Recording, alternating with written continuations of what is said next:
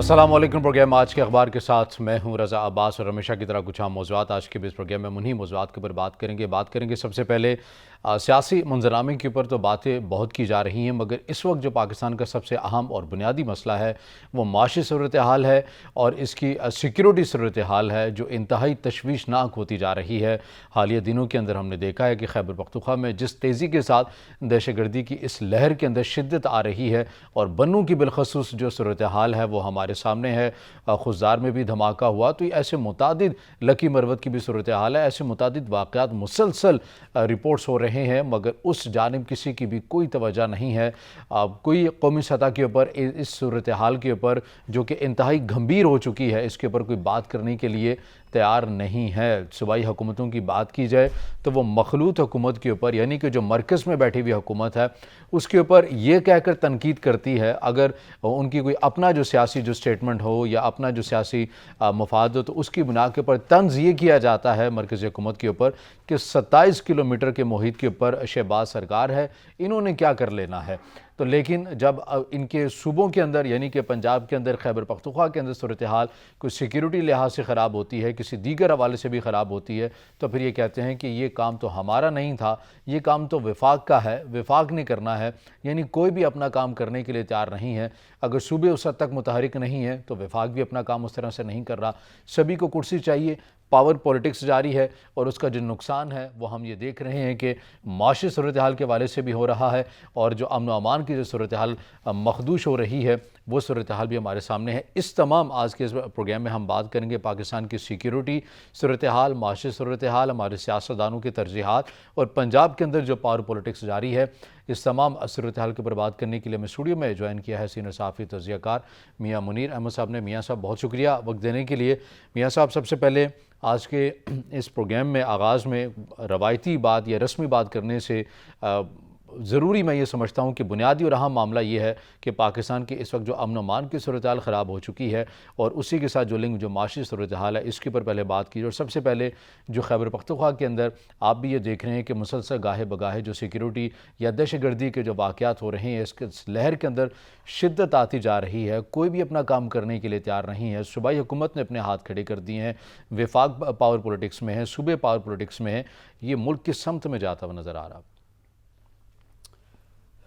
جی بہت شکریہ۔ یہ بہت ہی ایک سینسٹیو ایشو ہے جس پہ آج آپ نے بات کرنے کے لیے کہا ہے۔ یقیناً اس پہ بات ہونی چاہیے، اور تفصیل سے ہونی چاہیے، کوئی چیز ابہام میں نہیں رکھنی چاہیے، چونکہ ہمیں ماضی میں یہ عادت پڑی ہوئی ہے، حکومتوں کو بھی اور اداروں کو بھی، کہ وہ چیزوں کو چھپا کے رکھتے ہیں اور چیزوں کو سامنے نہیں لاتے، اور حقائق جو ہیں وہ بالکل ایک قالین کے نیچے رکھے جاتے ہیں۔ لہٰذا وہ لوگ جو ذہنی طور پر اور جن کے سینوں میں صرف ایک ہی بات ہے اور دلوں میں ایک ہی بات ہے کہ انہوں نے صرف جرم کرنا ہے اور انسانی جانوں کو لینا ہے، تو ان کے لیے کام بہت آسان ہو جاتا ہے۔ آپ نے کہا کہ یہ سب سے پہلے ہم نے یہ بات کرنی ہے اور روایتی بات نہیں کرنی۔ میں بھی یہ چاہتا ہوں کہ روایتی بات نہ ہو۔ میرا صرف کویسچن اس حکومت سے ہے اور صوبائی حکومت سے ہے اور ان اداروں سے ہے جو ملک کی سلامتی کے ذمہ دار ہیں، کہ کیا وجہ ہے کہ ٹی ٹی پی آپ کے قابو میں نہیں آ رہی، اور کیا ایشوز ہیں کہ یہ لوگ جو مسلح جتھے ہیں اور جو ہم نے نیکٹا بنایا تھا، اور نیکٹا پہ عمل درآمد کس نے کرنا تھا؟ جہاں جہاں وفاقی حکومت نے اس پہ عمل کرنا تھا، جہاں صوبائی حکومتوں نے عمل کرنا تھا، ہمیں بیٹھ کے ایک مرتبہ جائزہ لینا ہوگا کہ نیکٹا جو ادارہ بنا تھا اس کے اب تک کے ہمیں نتائج کیا ملے ہیں۔ کیا ہم نے وہ تمام مسلح جتھے جن کی قانون کے اندر گنجائش نہیں ہے، جن کی آئین کے اندر گنجائش نہیں ہے، جن کی انسانی معاشرے میں گنجائش نہیں ہے، جن کی شرفا کے معاشرے میں کوئی کسی قسم کی گنجائش نہیں ہے، وہ کیوں دن دناتے پھر رہے ہیں اور لوگوں کی جانیں لے رہے ہیں؟ کبھی وہ کسی تھانے پہ حملہ آور ہو جاتے ہیں، کبھی کسی گھر میں گھس جاتے ہیں، کبھی آپ نے دیکھا خزدار میں اور کوئٹہ میں اور اس طرح کے مختلف شہروں میں ایک آئے دن اب یہ اچانک وارداتیں شروع ہو گئی لکی مروت میں، سیکیورٹی اہلکاروں کے گھروں میں جا کے اچانک وارداتیں شروع ہو گئی ہیں، اور بڑے فخر سے کہا جاتا کہ ہم نے جو حکومت کے ساتھ مذاکرات تھے وہ ہم نے ختم کر دیے ہیں اور ہم نے ڈیڈ لائن دے دی ہے. ہم نے آپ ہوتے کون ہیں پاکستان کی سلامتی کو چیلنج کرنے والے؟ آپ کون ہوتے ہیں؟ اور میں تو یہ بالکل میں صوبائی حکومت سے پوچھنا چاہتا ہوں، وزیر اعلیٰ محمود خان جو ہیں وہ جواب دیں. وہ ہر روز آئے دن اپنا ہیلی کاپٹر لے کے لاہور بیٹھے ہوتے ہیں، زمان پارک سے نکلیں گے تو اپنے صوبوں کے صورتحال کو دیکھیں گے. بالکل انہیں وہاں بیٹھنا چاہیے. اور ہماری اس وقت قیادت کا معاملہ ہی یہ بن چکا ہے کہ وہ پارکوں میں موجود ہیں. جب پارکس کے اندر قیادتیں موجود ہوں تو ملک کے ساتھ ایسے ہی کھلواڑ ہوتا ہے جو ہو رہا ہے. یہ آپ لوگوں سے ووٹ لے کے آئے ہو اور آپ نے وعدے کیے ہیں کہ آپ اس ملک کو ترقی دیں گے، اس ملک کو خوشحالی دیں گے، اس ملک کے عوام کی جان و مال کی آپ حفاظت دیں گے، جس کی آئین نے ضمانت دی ہوئی ہے. آئین نے کیا ضمانت دی ہوئی ہے؟ آئین نے تو صرف یہی ضمانت دی ہے کہ ہر انسان کو زندہ رہنے کا حق ہے. لیکن یہ دیکھیں یہ مسلح جتھے ہیں جن کی قانون میں کوئی گنجائش نہیں ہے، جن کی انسانی معاشرے میں کوئی گنجائش نہیں ہے. یہاں پر بنیادی جو سوال یہ ہے، یہ کیسے اتنے متحرک ہو گئے ہیں کہ ہم نے جو قربانیاں دی ہیں، ہمارے سیکیورٹی اہلکاروں نے قربانیاں دی ہیں، عوام نے دی ہیں فرنٹ لائن کے اوپر افواج پاکستان کے ساتھ، یہ عوام اور اس علاقے کی جو عوام ہے وہ کھڑی رہی ہے. اتنی قربانیاں دینے کے باوجود یہ باور بھی کروایا گیا عوام کو کہ اب ایسی صورتحال نہیں ہوگی جیسے کہ صورتحال ماضی میں دیکھی گئی ہے. مگر اس کے باوجود ایک دم سے ان کا ایکٹیو ہو جانا، سرحدوں سے نکل کر، افغانستان کی سرحدوں سے نکل کر پاکستان کے ان ایریاز میں آ جانا، اور پھر یہاں پر آ کر کبھی کسی کے، جس طرح آپ نے بھی کہا کہ گھر میں گھس کے لوگوں کو مار دینا، اور بالخصوص پولیس اہلکاروں کو مسلسل جو ہے وہ نشانہ بنایا جا رہا ہے. یہ کہاں سے ایک دم متحرک ہو گئے ہیں؟ ہمیں تو یہ بتایا گیا تھا کہ غنی انتظامیہ ہے یا دیگر انتظامیہ پہلے جو امریکہ کی سرپرستی میں آتی رہی افغانستان میں، وہ راہ کے ماتحت ہوتی ہیں، وہاں پر بھی انڈیز کا بھی اپنا کردار ہوتا ہے. وہ لوگ ہمارے پاکستان کے اندر ایسی کاروائیاں کراتے ہیں. دیکھیے یہ طالبان آ چکے ہیں، یہ تھوڑی بہت ہمارے سچویشن کو سمجھیں گے بھی، مگر یہاں تو معاملہ بالکل برعکس ہے. جنہوں نے بنو میں سی ٹی ڈی کے ایک کمپاؤنڈ کے اوپر یرغمال بنایا ہوئے ان اہلکاروں کو، وہ تو محفوظ راستہ چاہتے ہیں افغانستان جانے کا. دیکھیں رضا بھائی، یہ اس پہ جتنی بھی گفتگو ہونی چاہیے اتنی کم ہے. اور پاکستان کی یہ جو پارلیمنٹ ہے جس میں صرف اس بات کی فکر ہے کہ استعفے منظور ہونے چاہیے یا نہیں ہونے چاہیے، کون استعفیٰ دے رہا ہے، کون استعفیٰ نہیں دے رہا ہے، کون لے رہا ہے، کون نہیں لے رہا، اس سے پاکستان کی پوری قوم کو غرض نہیں ہے. جس گھر میں یہ دہشت گرد گھس جاتے ہیں، جس تھانے میں گھس جاتے ہیں، جہاں جانیں لے لیتے ہیں، جن کی جانیں گئی ہیں، جن گھروں سے یہ جنازے اٹھے ہیں، انہیں اس بات کی کوئی سروکار نہیں ہے، کوئی فکر نہیں ہے کہ کوئی استعفیٰ دے رہا ہے یا نہیں دے رہا ہے، کوئی استعفیٰ لے رہا ہے نہیں لے رہا. انہیں اس بات کی فکر ہے کہ ان کے پیارے یہ ناحق کس طرح مارے گئے اور کن حکومتوں میں مارے گئے، کون حکمران تھے جن کے نیچے سارا کچھ یہ ہو رہا ہے اور وہ قانون کو پوچھ ہی نہیں رہے اور قانون پر عمل درآمد ہی نہیں کر رہے. یہ کیسے ممکن ہے کہ مسلح جتھے ہوں، پرائیویٹ جتھے ہوں، آئیں اور مار کے چلے جائیں؟ آپ نے بات کی ہے راہ کی، میں بالکل اس بات کی آپ کی تصدیق کرتا ہوں اور آپ کو سیکنڈ کرتا ہوں کہ ہمیں اپنی مشرق کی جانب جو سرحد ہے انڈیا کی جانب سے، ہمیں کبھی ٹھنڈی ہوا نہیں آئی. ہم بار بار اس بات کو کر رہے ہیں، لیکن یہ افغانستان کی طرف سے بھی ہمیں اسی طرح کی صورتحال کا سامنا ہے. ہم چاہ رہے تھے، بلکہ کہا جا رہا تھا، میں ذاتی طور پر تو کبھی نہیں سمجھتا تھا کہ طالبان پاکستان کے حامی ہیں. میں آج بھی کھلے عام یہ کہنے کو تیار ہوں کہ طالبان پاکستان کے حامی نہیں ہیں. جو یہ سمجھتے ہیں کہ طالبان پاکستان کے حامی ہیں وہ غلطی پر ہیں، چاہے وہ کہاں بیٹھے ہوں، چاہے وہ حکومت میں بیٹھے ہوئے ہیں، حکومت سے باہر بیٹھے ہوئے ہیں، وہ کبھی پاکستان کے حامی نہیں ہیں. طالبان پاکستان کے حامی ہوتے تو آج 8-9 ماہ بعد پاکستان کی طرف سے ان کوئی ہمیں گرم ہوا نہ آتی. کیسی 4-5-6 بار تو وہاں سے اٹیک ہو چکا ہے. اور افسوس کی بات یہ ہے کہ اب فارن آفس جو ہے اس کا افغانستان کا، جو طالبان کے نیچے کام کر رہا ہے، انہوں نے کیا کہا، ان کی اسٹیٹمنٹ اٹھا کے دیکھ لیں، ریکارڈ پر یہ موجود ہے کہ انہوں نے معذرت نہیں کی ہوئی. اور جب یہ 3-4 واقعات ہوئے ہیں بارڈر کراس فائرنگ کے چمن میں، ابھی دیکھا ہفتے بعد 2 ہفتے بعد پھر چھوٹے چھوٹے وقفے ہوتے رہے ہیں. فارن آفس جو ہے افغانستان کا، میں بات دوبارہ دہرانا چاہتا ہوں کہ انہوں نے جو اسٹیٹمنٹ جاری کیا ہے اس میں انہوں نے معذرت کا لفظ استعمال نہیں کیا. انہوں نے کہا جی ہم دیکھیں گے اس معاملے کو کہ اس میں کون ملوث ہے کون ملوث نہیں ہے، کیوں واقعات ہوئے ہیں اور کیسے ہو گئے ہیں، ہمیں تو اس بات کا پتہ نہیں ہے۔ معذرت خانہ کوئی رویہ اختیار نہیں کیا، نہ انہوں نے کوئی اس کے اوپر شرمندگی کا اظہار کیا۔ آپ دنیا میں رہنا چاہ رہے ہو۔ ان کی جانب سے تو یہ بھی کہا گیا ہے کہ یعنی کہ پاکستان کو بھی افغانستان کے لوگوں کے جذبات کا احساس کرنا ہوگا، یعنی کہ وہ جذبات اس پیراہے میں کہہ رہے ہیں کہ یہ جو باڑھ آپ نے لگائی ہے اسے ہم لوگ ایکسیپٹ نہیں کرتے ہیں، تو اس وجہ سے جذبات کو ٹھیس پہنچتی ہے، آپ اس کو ختم کریں۔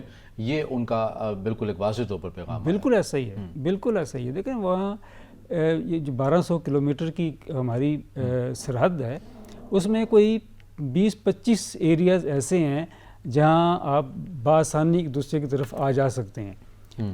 اس پر بھی پاکستان نے بیان کرنے کی کوشش کی تاکہ کوئی انلیگل امیگریشن نہ ہو، ڈاکومنٹ کے ساتھ آئیں، ڈاکومنٹ کے ساتھ واپس جائیں۔ پاکستان نے کبھی اعتراض نہیں کیا، لیکن آپ ہیں کہ آپ سمگلنگ بھی کرتے ہیں، چوریاں بھی کرتے ہیں، ڈکیتیاں بھی کرتے ہیں، فائرنگ بھی کرتے ہیں، اور پھر آپ کہتے ہیں کہ آپ کو انسان مانا جائے۔ کیوں آپ کو انسان مانا جائے؟ کیسے آپ کو انسان مانا جا سکتا ہے کہ جب آپ کی ساری وہ ایکٹیویٹیز جو انسانی جانوں کے خلاف ہے، آپ کو کبھی کوئی مہذب معاشرہ انسان ماننے کو تیار نہیں ہو سکتا۔ پاکستان آپ نے اگر دنیا میں رہنا ہے تو دنیا کے جتنے ممالک ہیں جہاں جہاں انسانیت کو تحفظ دیا جاتا ہے، انسان کی جان کی تحفظ کو ایک مقدم سمجھا جاتا ہے، آپ کو بھی اس کو سمجھنا چاہیے۔ پاکستان کا آئین ہے۔ میاں صاحب دیگر بھی موضوعات کے اوپر بات کریں گے، اور اس حوالے سے مزید بھی کچھ سوالات ہیں وہ بھی میں آپ کے سامنے رکھوں گا، مگر ناظرین وقت پہ بریک کا ہمارے ساتھ رہیے گا۔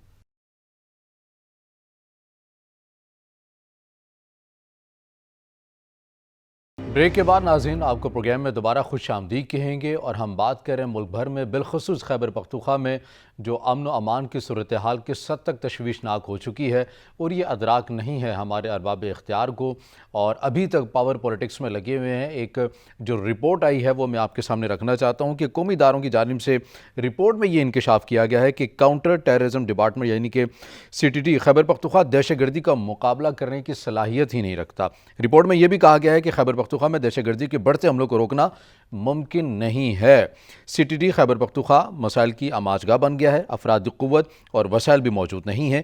قومی اداروں نے CTD خیبر پختونخوا کی تنظیم نو، وسائل کی فراہمی اور تربیت کے اقدامات کی سفارش کر دی ہے۔ رپورٹ میں کہا گیا ہے کہ خیبر پختونخوا میں PSP رینک کے سینئر افسران کی شدید کمی ہے۔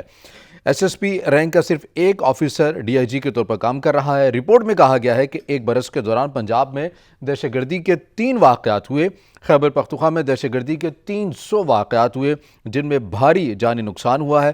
رپورٹ میں مزید کہا گیا ہے کہ خیبر پختونخوا اور عمران خان کی وزارت عظمیٰ کے دوران کئی بار قومی اداروں نے خبردار کیا تھا کہ بار بار کی یقین دہانیوں کے باوجود اس ضمن میں کوئی عمل درآمد نہیں ہو سکا ہے۔ یہ رپورٹ ہے، اور یہ بالکل سرنڈر کیا جا رہا ہے کہ ہمارے پاس تو کوئی وسائل بھی موجود نہیں ہیں، نہ ہی ان حملوں کو آپ جواب دے سکتے ہیں۔ بار بار ہم نے آگاہ کیا جب پاکستان تحریک انصاف کی حکومت تھی، یعنی کہ وفاق میں، صوبوں میں تو اب بھی ہے، اس کے باوجود بھی کوئی کام نہیں کیا گیا، اور آج صورتحال میاں صاحب یہ بن چکی ہے کہ ادارہ نے بالکل سرنڈر کر دیا۔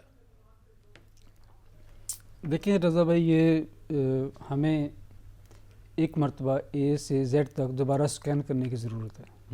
یہ جو ہماری پولیس ہے، جو وہ ادارے جو ہم نے بنائے تھے جنہوں نے دہشت گردی سے نپٹنا تھا، میرا خیال یہ ہے کہ یہ جو رپورٹ ہے یہ بے بسی کا اظہار ہے۔ حکومت ہو، اس کے پاس اختیار ہو، قانون اس کے پاس ہو، اور پھر وہ اس طرح کی بے بسی کی رپورٹ جاری کرے۔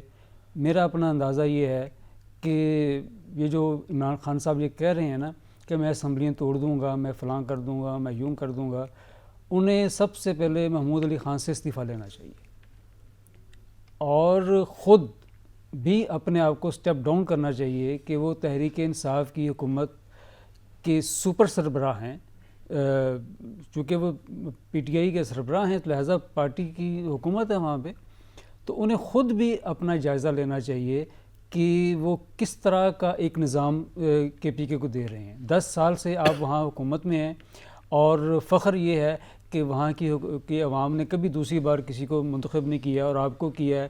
ہمیں پتہ ہے آپ کو کس طرح کیا ہے اور کون آپ کو لے کے آیا، یہ سب چھوڑیں اس باتوں کو کہ آپ کس طرح منتخب ہوئے ہیں، سب کو پتہ ہے۔ لیکن جب آپ کو منتخب ہو ہی گئے ہیں یا آپ کو کر ہی دیا گیا ہے تو آپ کام کرنا وہاں شروع کریں۔ آپ آئے دن ان کو اپنے ہاں بلائے رکھتے ہیں وزیر اعلیٰ کو. ہو سکتا ہے وہ یہ کہتے ہوں کہ آپ مجھے کام کرنے دیں گے تو میں کام کروں گا نا. تو بہتر ہے کہ آپ انہیں کام کرنے دیں, اور اگر آپ انہیں کام نہیں کرنے دینا چاہتے تو آپ ان سے استعفیٰ لیں اور ان سے کوئی اہل آدمی وہاں پر بطور چیف منسٹر کو ذمہ داری دیں, تاکہ وہ یہ جو CTD کی رپورٹ آئی ہے, جو اس سے متعلق جو رپورٹ آئی ہے, اس کو وہ ایڈریس کریں اور چیزوں کو دیکھیں. KPK میں بہت سارے ایشوز ہیں, بلا شبہ بہت سارے ایشوز ہیں. سب سے بڑا تو ایشو ان کا افغانستان ہے, چونکہ سرحد ان کے ساتھ لگتی ہے. وہاں کچھ لوگوں کا, کچھ گھرانوں کا, بلکہ کچھ سیاسی پارٹیوں کا بھی خیال یہ ہے کہ جو پاک افغان سرحد ہے اس کو نہیں چھیڑنا چاہیے, چونکہ خاندان آپس میں تقسیم ہے, ادھر بھی ان کے عزیز ہیں, کچھ ادھر بھی عزیز ہیں.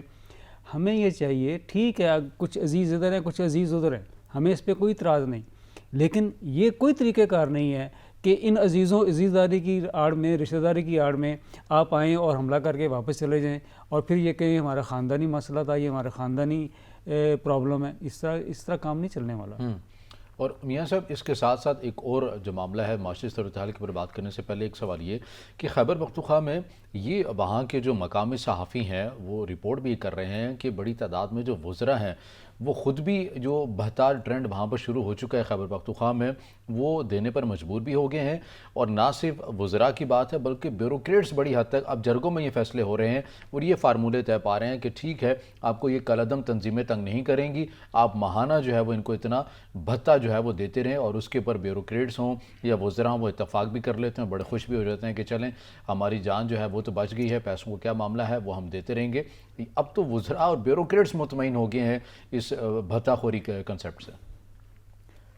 دیکھیں چونکہ آج روایتی بات نہیں ہو رہی نا, لہٰذا میں نے شروع میں کہا تھا کہ ہمیں کھل کے بات کرنی چاہیے. کتنے ایسے MNAs ہیں, کتنے ایسے سینیٹرز ہیں, کتنے ایسے MPs ہیں جو انہی تنظیموں کے بل پر, انہی تنظیموں کی مدد سے, بالواسطہ مدد سے اور یا ان کی انڈرسٹینڈنگ سے یا ان سے ہاتھ جوڑ کر معاہدہ کرنے کے بعد اسمبلی میں آئے. یہ ایک علمی ہے. قومی اسمبلی میں بہت سارے لوگ ہو سکتے ہیں, MPs ہو سکتے ہیں. یہ جو ایک وزیر ہو اور رکن قومی اسمبلی ہو اور رکن صوبائی اسمبلی ہو اور وہ عوام سے یہ کہے کہ جی چونکہ یہ لوگ بڑے طاقتور ہیں اور ان سے آپ بنا کے رکھو, ان کی مان کے رکھو, ان کی تابع داری کرو, تو پھر آپ کس بات پہ کس قیمت پر بیٹھے ہوئے ہیں قومی اسمبلی میں یا صوبائی اسمبلی میں؟ آپ کس طرح آپ نے حلف لیا ہوا ہے صوبائی وزارت کا جب آپ نے یہ آئین آپ نے پڑھا ہوا ہے اور اس کی آپ تابع داری کر رہے ہیں؟ آئین میں کیا لکھا ہوا؟ آئین میں یہ لکھا ہے کہ حکومت ہر شہری کے جان و مال کی حفاظت کی ذمہ دار ہے, اس کی ضمانت دے رہا ہے آئین. اور آپ کہہ رہے ہیں کہ یہ جو جتھے ہیں پرائیویٹ جن کو اللیگل سمجھا جاتا ہے, بلکہ وہ ہیں جن کو غیر آئینی سمجھا جاتا ہے کہ جو ہیں, آپ ان سے کہہ رہے ہیں کہ آپ ان کے ساتھ بنا کے رکھو. تو پھر آپ خود کیوں نہیں کہہ دیتے کہ میں بھی انہی کا حصہ ہوں؟ آپ کھل کے یوں کہیں نا کہ میں بھی انہی کا حصہ ہوں. آپ کھل کے یہ بات کریں تاکہ سب کو سمجھ آئے لوگوں کو کہ آپ کون ہیں کون نہیں ہیں. اس طرح یہ پاکستانی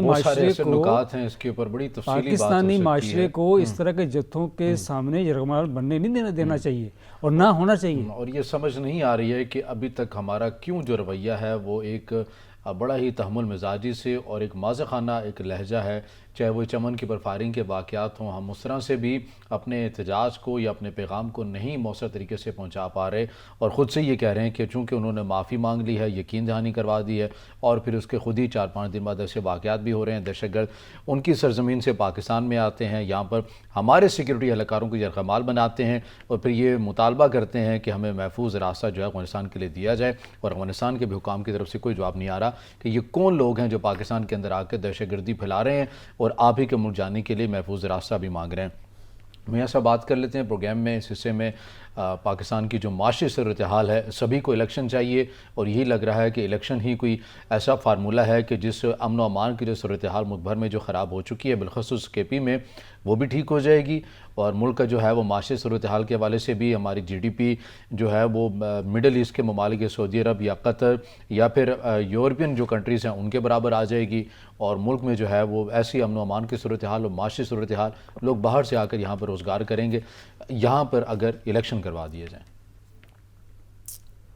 ابھی صبح صبح آپ نے اچھا لطیفہ سنایا ہوں کہ الیکشن ہو جائیں گے، مسائل حل ہو جائیں ہوں گے. یہ اب اس پہ ہم کیا بات کریں؟ آپ یوں سمجھیں، دیکھیں آپ نے پاکستانی معیشت کی بات کی ہے نا. ہوں پاکستان کی معیشت اس وقت صورتحال کیا ہے؟ کبھی آپ ڈاکٹر کلینک پہ جائیں، وہاں آپ کو اسکیلٹن پڑا ہوا نظر آئے گا، بالکل ڈھانچہ، اس کے اوپر کوئی جلد نہیں ہے، صرف ہڈیاں آپ کی نظر آ رہی ہیں آپ کو. تو پاکستان کی معیشت کا یہ حال ہے، بالکل ننگی ہو کے ہمارے سامنے کھڑی ہے، اور اس کے اوپر کوئی، اس کے تن پہ کوئی کپڑا نہیں ہے. ہر چیز اس کی صاف نظر آ رہی ہے کہ کہاں کتنا پیسہ ہے، کہاں کتنے مسائل ہیں. ابھی آپ دیکھیں کہ پاکستان کی معیشت کا حال کیا ہے، لیکن اس کے ذمہ دار کون ہیں؟ اس کے ذمہ دار بھی حکومت ہے. حکومت اس لیے ذمہ دار ہے کہ اختیار ہونے کے باوجود، طاقت ہونے کے باوجود، قانون ہونے کے باوجود، ہر چیز پوری انتظامی مشینری ہونے کے باوجود آپ سمگلنگ نہیں روک سکے. ڈالر کی جو سمگلنگ ہے پاکستان سے افغانستان کی طرف، آپ وہ روک نہیں سکے. اچھا، ڈالر کی جو خرید و فروخت ہے، سرکاری ملازمین ہوں، بڑے بڑے تاجرز ہوں، بڑے بڑے کاروباری طبقے ہوں، انہوں نے ڈالر خرید کے رکھا ہوا ہے. وہ اب ڈالر کو انہوں نے تجوریاں بھری ہوئی ہیں اور وہ باہر نکال نہیں رہے. آپ کے پاس اختیار ہے، آپ کے پاس قانون ہے، لیکن آپ ان سے ڈالر نکلوا نہیں سکے. اس کے بعد پاکستان کی بزنس کمیونٹی کے بے شمار ایسے آفیسز ہیں، بے شمار ایسے دفاتر ہیں، بے شمار ایسی کمپنیز ہیں جنہوں نے اپنے دفاتر یو ای میں اور یو کے میں بنا رکھے ہیں.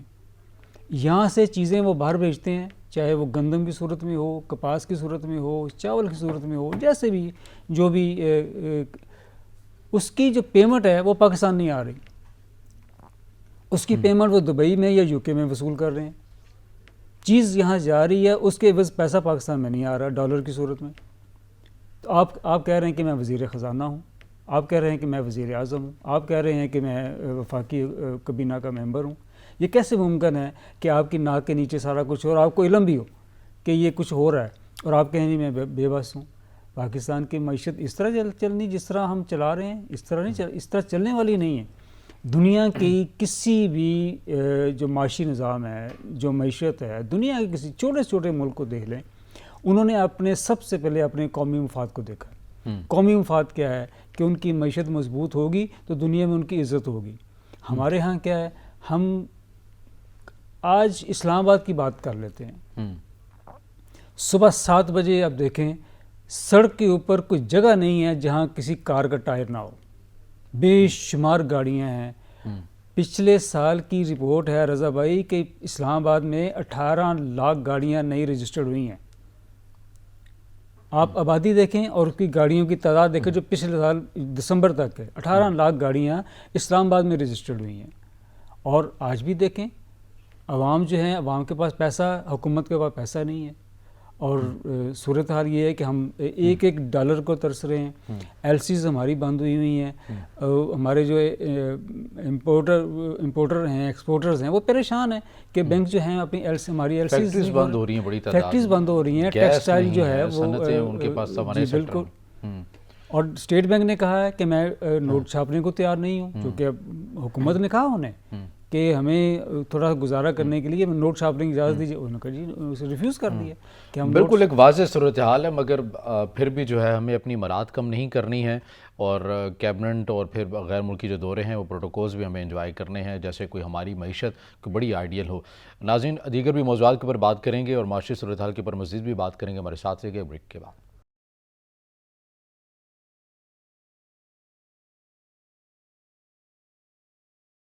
بریک کے بعد ناظرین پروگرام میں آپ کو دوبارہ خوش آمدید کہیں گے، اور ہم بات کر رہے ہیں پاکستان کی معاشی صورتحال کے حوالے سے. میاں صاحب، جب مفتاح اسماعیل صاحب وزیر خزانہ تھے تو اس وقت یہ تاثر تھا کہ پارٹی ان کے ساتھ کھڑی نظر نہیں آ رہی ہے، مشکل فیصلے کیے جاتے ہیں، مگر کہیں نہ کہیں ہم دیکھ رہے تھے ان سے ناراضگی کا اظہار کیا جاتا تھا. مریم نواز صاحبہ ٹویٹ کر دیا کرتی تھی، جس کا انہوں نے بعد میں گلہ بھی کیا کہ مناسب ہوتا ہے کہ آپ کال کر کے مجھے بتا دیتی، ٹویٹ کرنے کی ضرورت نہ آتی. یہ ہماری جو معاشی صورتحال کے اوپر اگر کوئی بھی وزیر خزانہ آ کر کوئی اس طرح کے سخت فیصلے یا اس طرح کی کوئی ایک جس کو کہہ لیں کہ مسلسل کوئی لانگ ٹرم پالیسی کی بات کرتا ہے تو اس کو اس کی پارٹی بھی سپورٹ نہیں کرتی ہے. یا انہوں نے جس طرح لکھا بھی، انہوں نے کہا کہ جس طرح ڈاؤن اخبار میں انہوں نے کچھ آرٹیکلز اپنا لکھا جس کے اندر انہوں نے کہا کہ ہمیں اپنے آبادی کے وسائل کے اوپر دیکھنا ہوگا کہ آبادی بہت تیزی کے ساتھ بڑھ رہی ہے، اس کے اوپر ہمیں کام کرنا ہوگا اور جمہوریت کو نچلی سطح تک جو ہے وہ ڈیلیور کرنا ہوگا تاکہ بلدیاتی جو پورے ادارے ہیں اگر یہ صحیح معنوں میں کام کریں گے، کیونکہ ڈیلیور انہوں نے کرنا ہے. لیکن ہماری پارٹیوں میں چونکہ جمہوریت نہیں ہے، ہمارے رویوں کے اندر جمہوریت نہیں ہے، تو اس لیے ہر کسی کو پاور اپنے ہاتھ میں ہی رکھنی ہے، جس کی بنا کے اوپر جو ہے یہ تمام مسائل چل رہے ہیں. یہ جو موضوع ہے نا رضا بھائی، یہ معیشت کا اور پاکستان میں سیاسی استحکام کا، اس پہ بہترین جو فورم میں بات کرنے کا وہ ہے پارلیمنٹ. لیکن ان کو تو تالے لگے ہیں. بدقسمتی یہ ہے کہ وہاں اس موضوع پہ کوئی بات نہیں ہو رہی. وزراء ہوں، ایم این ایز ہوں یا صوبائی اسمبلیوں میں ایم پی ایز ہوں، ان کی جیبیں بھری رہتی ہیں کہ انہوں نے کسی وزیر سے یہ اپنے کام نکلوانے ہیں کہ جی میری مرضی کا ایس ایچ او لگا دو، میری مرضی کا ایس پی لگا دو، میری مرضی کا آئی جی لگا دو، میری مرضی کا ڈی آئی جی لگا دو، یا میری مرضی کا پٹواری لگا دو، یا میری مرضی کا ٹیچر لگا دو، میری مرضی کا ڈاکٹر لگا دو. یہ درخواستیں ان کی جیبوں میں بھری پڑی رہتی. صوبے کو کیسے خوشحال کرنا ہے، ملک کو کیسے خوشحال بنانا ہے، یہ ایم این ایز اور ایم پی ایز کے غالباً سوچنے کا کام نہیں ہے. میرا خیال ہے کہ ہمیں یہ وقت ضائع کرنے کی بجائے ان سے اپنی جو ہے نا توقع اس سے ہٹا دے، اپنی توجہ ہٹا دینی چاہیے اور یہ کہنا چھوڑ دینا چاہیے کہ ایم این ایز جو ہیں، ایم پی ایز، یہ انسانوں کے فلاح کے لیے کام کرنے والی قوم ہے. اس طرح نہیں ہے. میرا اپنا اندازہ ہے، کیونکہ چیزوں کو ہم بہت قریب سے ہم دیکھتے ہیں اور پھر دکھ بھی ہوتا ہے، مایوسی بھی ہوتی ہے، لیکن بات چونکہ کرنی ہوتی ہے. اور یہ فورم ایسا ہے کہ جہاں ہم کسی کو مایوسی کی بات نہیں کرنا چاہتے یا قوم کو ہم کو مایوسی والی بات نہیں پہنچانا چاہتے، لیکن پھر بھی حقائق جو ہیں وہ حقائق ہی ہیں. اب ہم دیکھیں کہ آپ نے کہا کہ صورتحال بڑی دگرگوں ہے. کس کو نہیں پتہ کہ یہ صورتحال ہمارے لیے مشکل ہے. اب ہم ہر مہینے 3 مہینے ہو گئے ہیں ہم آئی ایم ایف کی دہلیز پہ کھڑے ہیں، وہ ہمیں کچھ مطالبات دے کے جا رہے ہیں. ہمیں تھوڑی سمجھ آئی تھی کہ شاید ہم ایف اے ٹی ایف سے نکلے ہیں، شاید پاکستان کی معیشت ٹھیک ہو جائے گی، لیکن ابھی تک وہ ویسی کی ویسی صورتحال ہے. گرے لسٹ سے نکلنے کے باوجود بھی ہم ویسے کے ویسے مشکل کا شکار ہیں. اس کی وجہ کیا ہے؟ اس کی وجہ یہ ہے کہ شاید حکومتوں میں جو پہلے جو آپ نے رپورٹ جس کا ذکر کیا ہے کہ ادارے جو ہیں وہ کام کرنے کے قابل نہیں رہے. بھی اداروں کو کام کرنے کے قابل بنانا ہوگا. اب کس کو ہم کہیں؟ ایک ہی قوت رہ جاتی ہے جس کی ہم کہتے ہیں کہ شاید وہ قوت ہے جو سب کو سنبھالے گی، لیکن اس قوت کا یہاں ذکر کرنا مناسب نہیں ہے. اور پھر چونکہ یہ جمہوری ملک ہے، ہم کہتے ہیں کہ پارلیمنٹ جو ہے وہ مسائل کا حل ہے، لیکن پارلیمنٹ کو ہم نے دیکھ لیا، وہاں مسائل کا حل تو بالکل ہمیں نظر نہیں آتا. وہاں میں نے آپ کو ذکر کیا ہے کہ ان کی جیبوں میں اپنی درخواستیں پڑی رہتی ہیں. کسی بھی وزیر، کسی بھی مشیر کے آپ آفس میں چلے جائیں، ایک جمع گڑا لگا رہتا ہے ان کے حلقے کے لوگوں کا. اور کیا کام ہوتا ہے کہ جی میرے بیٹے کو تقرری کرا دی جائے، یا میرے بھانجے کو کرا دی جائے، یا ہمارے حلقے کے کسی آدمی کو جو قسمت والا ہوگا اس کو کوئی نوکری دے دی جائے. اس طرح کے ایشوز وہاں ڈسکس ہو رہے ہوتے ہیں. ملک کی معیشت کس نے سنبھالنی ہے، ملک کی صحت عامہ کس نے سنبھالنی ہے، اس کا پروگرام کا وقت بالکل جو ہے وہ اپنے اختتامی مراحل میں داخل ہو گیا. میں اس حوالے سے آپ کے کمنٹ لینا چاہ رہا ہوں کہ پنجاب کی جو صورتحال ہے سیاسی لحاظ سے، عدم اعتماد کی تحریکیں بھی جمع کروا دی گئی ہیں وزیر اعلیٰ کے اگینسٹ، اسپیکر، ڈپٹی اسپیکر اور گورنر پنجاب کی جانب سے بھی کہا گیا ہے وزیر اعلیٰ کو کہ آپ اعتماد کا جو ووٹ ہے وہ لیں. یہ پنجاب کی اور یہ پاور پولیٹکس جو جاری ہے، اس میں ہمیں کوئی سرپرائز ملنے والا ہے؟ سرپرائز ان سینس کہ پرویز الہی صاحب آپ کو لگ رہا ہے کہ دوسری سائڈ کے اوپر بھی جا سکتے ہیں، یا جو تحریکیں بھی جمع کروائی گئی ہیں یہ بھی ایک رضامندی کے ساتھ کروائی گئی ہیں، یا پھر پرویز الہی صاحب کھڑے ہیں پاکستان تحریک انصاف کے ساتھ؟ پرویز الہی صاحب کے ساتھ کھڑے ہیں. اچھا. ہاں، وہ کسی کے ساتھ نہیں کھڑے. ان کا مفادات اپنی شخصیت کے ٹھیک ساتھ ہے؟ ہی ہے۔ اور یہ آپ یوں سمجھیں کہ ایک جامعہ تبصرہ کہہ لیں، ایک جامعہ تجزیہ کہہ لیں، جس کو آپ جو مرضی نام دے لیں، وہ صرف اپنے ساتھ کھڑے ہیں۔ دوسری بات، چونکہ پنجاب کی بات کی ہے، عمران خان صاحب جو کہہ رہے تھے کہ انہوں نے سابق آرمی چیف کے بارے میں جو کمنٹس کیے ہیں، میں کچھ چیزیں دیکھ رہا ہوں کہ اسی ایشو پر عمران خان بہت مشکل میں آنے والے ہیں۔ اچھا، ہاں، اور ان پر کسی جانب سے کوئی قانونی کارروائی بھی ہو سکتی ہے۔ میں اس سے زیادہ اور کوئی بات یہاں نہیں کرنا چاہوں گا۔ کسی بھی جانب سے، کسی بھی جانب سے کوئی قانونی کارروائی ہو سکتی ہے ان کے جس طرح وہ کمنٹس کر رہے ہیں۔ مطلب کوئی درخواست آ سکتی ہے، جس طرح کوئی چیز ایسے ہو واقعات، سکتی ہے، ہاں۔ کوئی چیز ہو سکتی ہے۔ باقی رہ گئی بات، آپ نے کہا عدم اعتماد کی، اور گورنر کی طرف سے کہا گیا کہ ہم چیف منسٹر جو ہیں وہ اعتماد کا ووٹ لیں۔ دیکھیں اس وقت جو سچویشن ہے وہ اس طرح بنی ہوئی ہے کہ پرویز الہی چاہیں گے کہ انہیں تھوڑا سا وقت ملے۔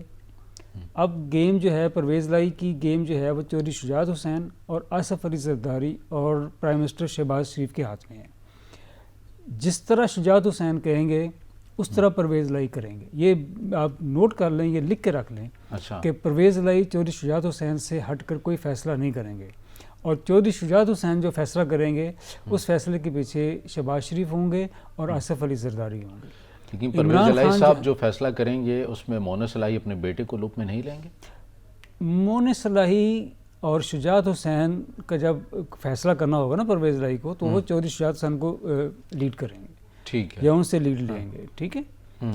مونس کا ایک چھوٹا سا ضمناً کہیں ذکر آتا ہے، لیکن جتنی بڑی اس وقت وہاں گیم ہو رہی ہے اس میں مونس مجھے کہیں نظر نہیں آ رہے، فیصلہ کرنے والے لوگوں میں مونس نظر نہیں آ رہے۔ فیصلہ ہوگا پرویز الہی کی سطح پر، چودھری شجاعت کی سطح پر، پرائم منسٹر لیکن یہ فیصلہ تو پی ٹی آئی نے کر لیا نا کہ سیٹ ایڈجسٹمنٹ کا جو فارمولہ ہے وہ ہم طے کر دیتے ہیں، کمیٹی بھی ضمن میں بنا دی ہے۔ کل خان صاحب نے بھی ایک انٹرویو میں کہہ دیا کہ ہم آئندہ بھی جو انتخابات ہیں وہ کاف لیگ کے ساتھ ہی چلیں گے۔ تو پھر آپ کو کیوں لگتا ہے کہ کاف لیگ جو ہے وہ کوئی الگ سے سٹینڈ کرے گی؟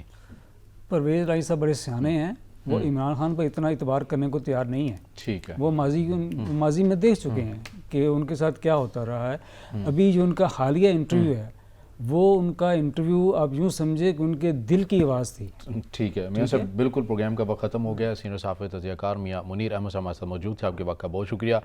ناظرین، آگے پروگرام سے اتنا ہی، اجازت دیجیے، اللہ حافظ۔